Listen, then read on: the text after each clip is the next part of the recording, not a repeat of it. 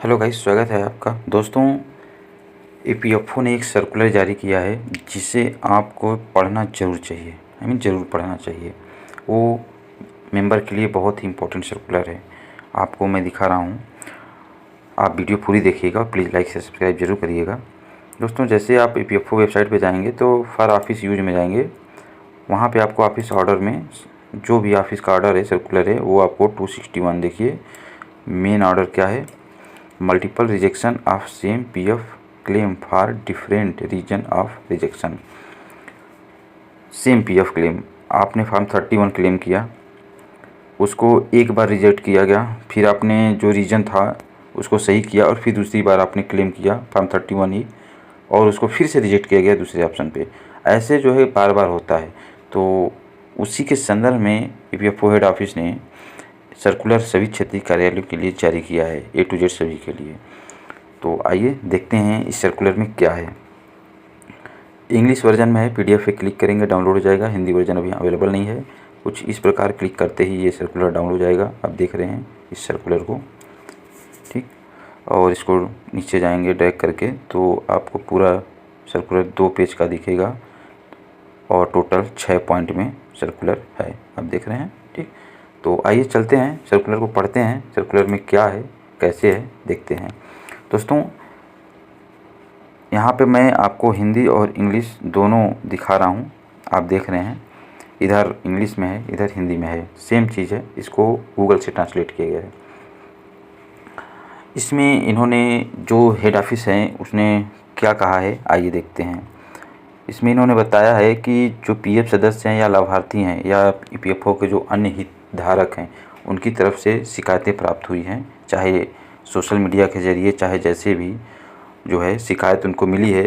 EPFO head office ने watch किया है, देखा है कि आवेदनों को कई बार लौटाया जा रहा है। विभिन्न कारणों से शिकायतें इंगित करती हैं कुछ फील्ड कार्यालयों में अपनाई जा रही हैं अनियमितताओं प्रधानाओं के कारण, अनियमित प्रथाओं के कारण।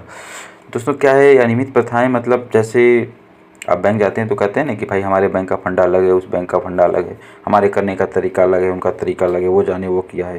यही है अनियमित प्रथाएं।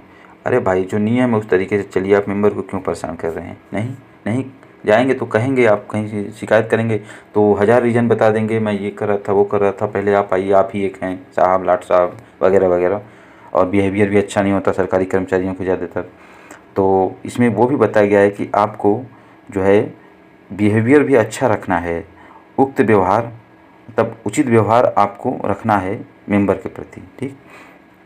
और जो भी अनियमित प्रथाएं हैं या जिससे देरी होती है आपके रिस्पांस देने में, आपको क्लेम सेटल करने में आप देरी करते हैं, ये सब अनियमित प्रथाएं, और इनको हटाइए। इसके लिए कमेटी बनाई जाएगी जिसका जो है जांच की करेगी कमेटी, और बार बार देखती रहेगी, बीच बीच में दिशा निर्देश जारी करती रहेगी, ठीक। ये सब चीज़ें इसमें हैं, आप इसे पढ़ सकते हैं, ठीक। आइए दूसरा ऑप्शन में देखते हैं।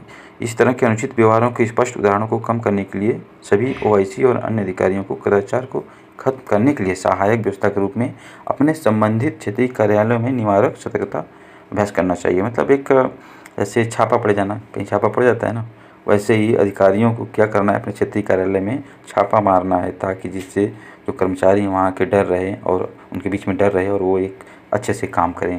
उनको जांच करते रहना है, ठीक। ऐसा एक कमेटी बनाएं, एक ग्रुप बनाएं जो ये काम करे।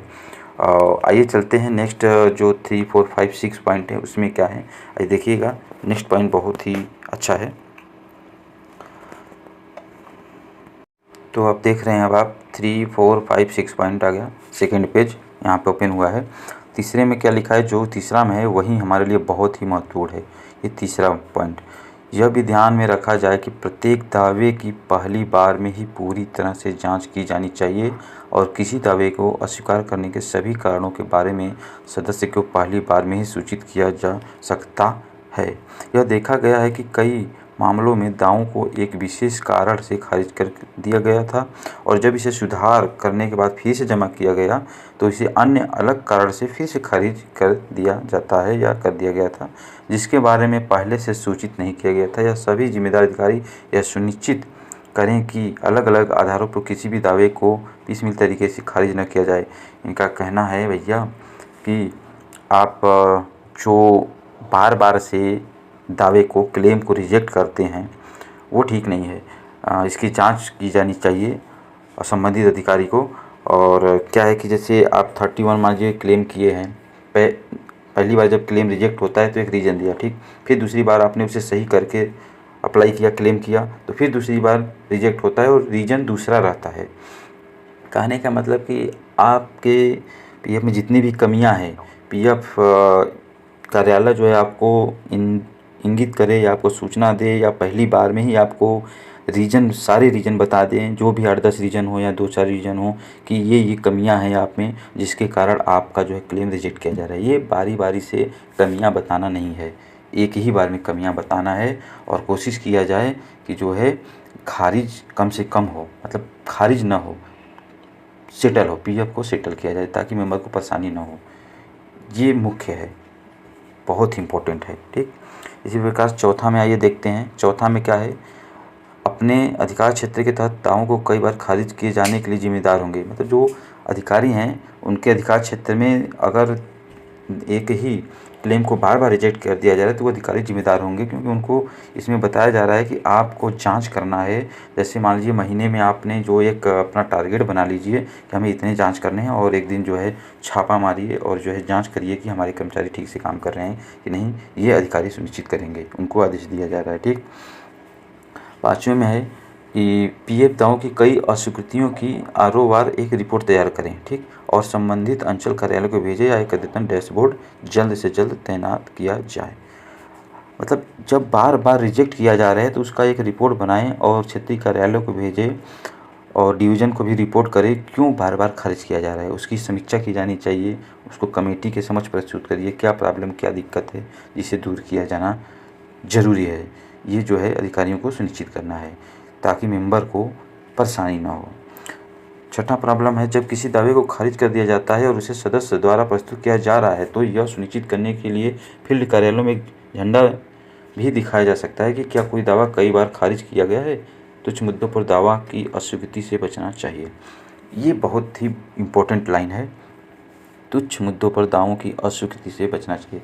दोस्तों तुच्छ मुद्दों को आप क्लेम को रिजेक्ट नहीं कर सकते हैं। आप कोशिश करिए छोटे मोटे जो प्रॉब्लम हैं मेंबर के उसको अवॉइड करिए। यहाँ पे देखिए, rejection of claim on trivial issue should be avoid, ठीक, रिजेक्ट मल्टीपल टाइम्स, ये आपको मतलब अवॉइड करना है। रिजेक्शन ऑफ अवॉइड मतलब कि छोटे छोटे जो इशू हैं उसको आप अवॉइड करके उसके क्लेम को सेटल करिए। ये छोटी मोटी चीज़ों पे आप, जैसे दे देता है कि स्पेस नहीं है जिसके कारण से आपका रिजेक्ट किया जा रहा है, नाम में स्पेस होना चाहिए, तो फलाना कुछ भी, मतलब छोटी छोटी चीज़ें होती हैं जिसको मेंबर खुद नहीं समझ पाता कि सारा छोटी सी चीज़ के लिए हमारा जो क्लेम रिजेक्ट कर दिया जा रहा है, गजब का है।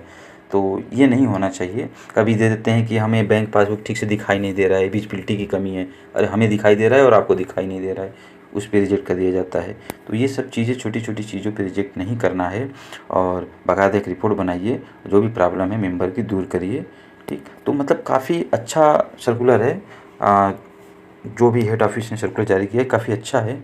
अगर उनके कर्मचारी ऐसे फॉलो करते हैं, अधिकारी फॉलो करते हैं, तो वाकई में आगे मेंबर को बहुत ही फ़ायदा होगा, क्योंकि उन्हें जो परेशानियाँ वर्तमान में झेलनी पड़ रही हैं ना, वो नहीं झेलनी पड़ेंगी। बहुत ही मस्त है सर्कुलर, बशर्ते अधिकारी फॉलो नहीं करते हैं, करें तो फिर सर्कुलर लाने की ज़रूरत ही क्या है। उम्मीद है आप समझ गए होंगे हमसे बेहतर। अगर नहीं समझे हैं तो आप भी पीडीएफ डाउनलोड करिए, उसे ट्रांसलेट करिए और समझिए। अच्छा, थैंक यू सो मच।